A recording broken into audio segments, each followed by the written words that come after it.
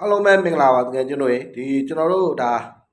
ါဒီနေ့2026 2029ဘောလုံးရာသီပြန်စပြီပေါ့ဗျာเนาะအင်္ဂလာပရီးမီးယားလိပွဲတွေပြန်စပြီစပိန်လာလီဂါတွေပြန်စပြီအင်္ဂလန်ချန်ပီယံရှစ်တွေပြန်စပြီပေါ့ဗျာเนาะဒီနေ့မှာတော့ကျွန်တော်2026 2029ရာသီအစပေါ့ဗျာเนาะပွဲစဉ်လေးတွေကိုကျွန်တော်ပြန်လည်ပြီးတော့သုံးသပ်ပေးသွားမှာဖြစ်ပါတယ်เนาะဒီနေ့မှာတော့ကျွန်တော်တို့စောပွဲဆိုရင်ကျွန်တော်တခင်းမှန်ယူရှိမယ်ပေါ့ဗျာเนาะတခင်းမှန်ယူတော့တက်တော့ထဲမှာဒါကျွန်တော်သုံးသက်ပေးသွားမှာဖြစ်ပါတယ် YouTube ထဲမှာတော့ကျွန်တော်3ပွဲလောက်ကိုသုံးသက်ပေးမှာဖြစ်ပါတယ်เนาะ YouTube ထဲမှာ3ပွဲလောက်သုံးသက်ပေးမယ်ဒီ3ပွဲထဲမှာဒီကိုတို့ကြိုက်တူတဲ့ပွဲလေးတွေကိုရွေးချယ်ပြီးတော့ကစားလို့ရအောင်ကျွန်တော် comment နေနဲ့ဒါဒီကိုတို့ကိုသုံးသက်ပွဲနဲ့အတူတူဒါပြန်လဲရောက်ရှိလာဖြစ်ပါတယ်ရေဦးဆုံးဒါကျွန်တော်တို့2026 2029ဒါရာသီအကျိုးစမှာကျွန်တော်ရွေးချက်ပေးခြင်းတဲ့3ပွဲကတော့ပထမဦးဆုံးမှာတော့ကျွန်တော်တို့ဒါအင်္ဂလန်ပရီးမီးယားလိမှာဒါဒီနေ့ညကမဲ့ကျွန်တော်တို့ဒါ Bradford နဲ့ Tottenham Spa ပွဲလေးကိုကျွန်တော်သုံးသပ်ပေးသွားမှာဖြစ်ပါတယ်ဒီပွဲမှာတော့ကျွန်တော်တို့ Asian Bradford ကနေပြီးတော့ Tottenham Spa ကို level ကိုပြား90ရှုံးဆိုပြီးချေးဖွင့်ထားတယ်ဂိုးပေါင်းကျေးလေးမှာတော့ကျွန်တော်တို့3လုံးကို50အစားဆိုပြီးတော့ချေးဖွင့်လက်ထားတာဖြစ်ပါတယ်ဒီပွဲစဉ်လေးကိုကျွန်တော်ရွေးချယ်ပေးသွားမှာဖြစ်ပါတယ်เนาะဒီကိုလည်းအကြိုက်တူရင်ဒါလိုက်ဆော့လို့ရပါတယ်သူတို့ကဒါ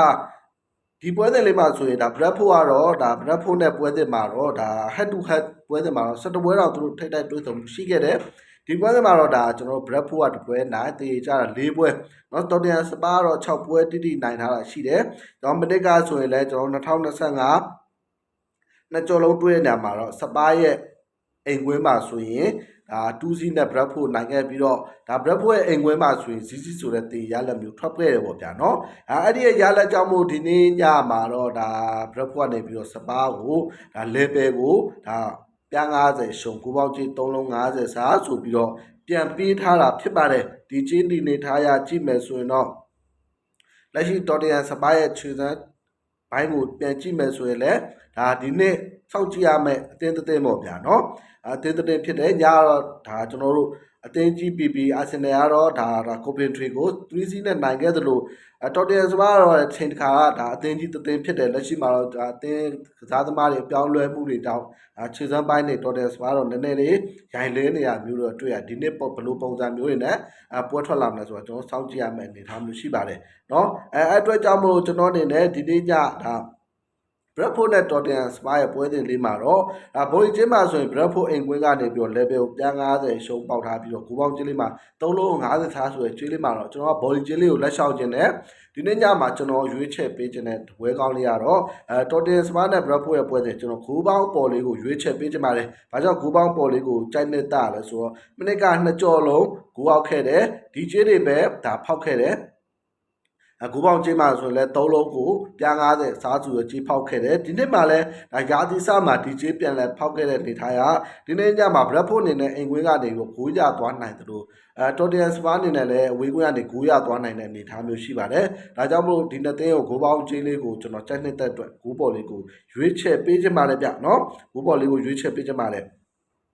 ကဲကျွန်တော်တို့နောက်တစ်ပွဲကိုကျွန်တော်တို့ဆက်သွားအောင်ဗျာเนาะနောက်တစ်ပွဲကတော့ဒါကျွန်တော်တို့ဒီနေ့ရာသီစအီတလီစီးရဲ့ပွဲစဉ်တွေကပွဲစဉ်လေးတစ်ပွဲကိုကျွန်တော်ရွေးချယ်ထားတာဖြစ်ပါတယ်ဒီပွဲစဉ်မှာဆိုတော့အင်တာမီလန်နဲ့မိုဇာနဲ့ပွဲစဉ်လေးပေါ့ဗျာเนาะအင်တာမီလန်ကနေပြီးတော့မိုဇာကိုကြီးပြင်းဖွင့်လက်ထားတာဖြစ်ပါတယ်နှလုံးကိုတည်ဂိုးပေါင်းကြီးလေးမှာ3လုံးတည်ဆိုပြီးတော့ကြီးဖွင့်လက်ထားတယ်ဒါကျွန်တော်ဒါမိုဇာကိုအင်တာမီလန်ဖွင့်ထားတဲ့ခြေကတော့ဒါဖြစ်တဲ့ခြေလို့ကျွန်တော်ဆိုလို့ရမယ်ဗျเนาะမနေ့က2025ကျွန်တော်တို့ဒါတွေးဆုံခဲ့တဲ့အနေအထားမျိုးမှာဆိုရင်တော့ဒါကျွန်တော်တို့အင်တာမီလန်ကမိုဇာကိုတော့ဂိုးပြက်နိုင်ထားတဲ့အနေအထားမျိုးတော့မရှိဘူးဗျเนาะနှစ်ကြော်လုံးမှာဆိုရင်အင်တာမီလန်က3-2နဲ့နိုင်တယ်1-1နဲ့တေးကြထားမျိုးတွေဒိုမျိုးရလက်လေးရှိခဲ့တယ်သူတို့နှစ်သင်းရဲ့ဒါထိပ်တိုက်တွေ့ဆုံမှုမှာဆိုရင်တော့ဒါအင်တာမီလန်ကတော့အသာစီးရထားတယ်3ချိန်ဒါတေးကြတာ3ချိန်မိုဇာတော့တစ်ချိန်နိုင်ထားခဲ့တယ်ပေါ့ဗျာเนาะဒီလိုရလက်မျိုးလေးတွေရှိတဲ့နှစ်သင်းနေထားမှာဒီနေ့အင်တာမီလန်ရဲ့ဖွင့်လက်ထားတဲ့ဒါမိုဇာကဒါကြီးဖွင့်လက်ထားတဲ့ဘော်ကြီးမှာတော့ကြီးလေးပြင်းတယ်လို့ကျွန်တော်သုံးသပ်မိတယ်ဗျเนาะနှလုံးကိုတရေတောင်ကြီးဖွင့်လက်ထားတယ်ဂိုးပေါင်းကြီးလေးကိုချက်သွားပြန်ကြည့်ရမယ်ဆိုတော့ဂိုးပေါင်းကြီးလေးကမတင်ငါစရာနေထားပြီးတော့ရှိတယ် သုံးလုံးမှတည်ဗျာနော်ဘော်ဒီချင်းနဲ့ဂိုးပေါင်းကြီးကတော့ကွာခြားတယ်တော့ပြောမယ်ဆိုတော့ဒါအီတလီစီးတွေမှာတော့ဒါဂိုးပေါင်းချင်းနေထားရဆိုတော့ဒါဂိုးပေါင်းကြီးကပြော့တယ်ဒါပေမဲ့လက်ရှိနေထားရဂိုးပေါင်းကြီးလေးကတော့ဒါကျွန်တော်တို့တက်ဖို့နေထားတော့ရှိတယ်နော်ဂိုးပေါင်း3လုံးကိုတဝက်ရှုံးလောက်ထိကိုဒါအင်တာမီလန်နဲ့မူဇာရဲ့ခြေမှာတော့တက်ဖို့အနေထားမျိုးရှိတယ်အဲ့အတွက်ကြောင့်မို့ကျွန်တော်ကတော့ဒီနေ့ညမှာဒါအင်တာမီလန်ရဲ့မူဇာရဲ့ပွဲစဉ်လေးကိုကျွန်တော်တကြောင်ကောင်းလေးရွေးချယ်ပေးချင်တာကတော့အင်တာမီလန်ဘော်ကြီးလေးကိုကျွန်တော်ရွေးချယ်ပေးချင်တယ်ယနေ့ညအင်တာမီလန်ရဲ့ဒါမူဇာဖွင့်လှစ်ထားကြီးကဘော်ကြီးမှာပြင်းနေတဲ့အနေထားမျိုးရှိရဗျဂိုးပေါင်းကြီးကတော့ဒါကြီးနေကြီးထားရကြီးတက်တဲ့အနေထားဘက်ကိုသွားနေတဲ့အတွက်ကြောင့်မလို့ဂိုးပေါင်းကြီးမှာတော့ကျွန်တော်လက်ရှောင်ပြီးတော့ဘော်ကြီးလေးမှာတော့အင်တာမီလန်ဘော်ကြီးလေးကိုရွေးချယ်ပေးချင်ပါတယ်ယာဒီစဆိုတော့ညီကိုတို့ကိုဒါဗီဒီယိုလေးရှင်းမှာဆိုလို့မြန်လေးနဲ့ကျွန်တော်တုံးတက်ပေးသွားမှာဖြစ်ပါတယ်เนาะကဲကျွန်တော်နောက်တစ်ပွဲကိုကျွန်တော်ဆက်သွားကြအောင်ဗျเนาะဒါကတော့ဒါကျွန်တော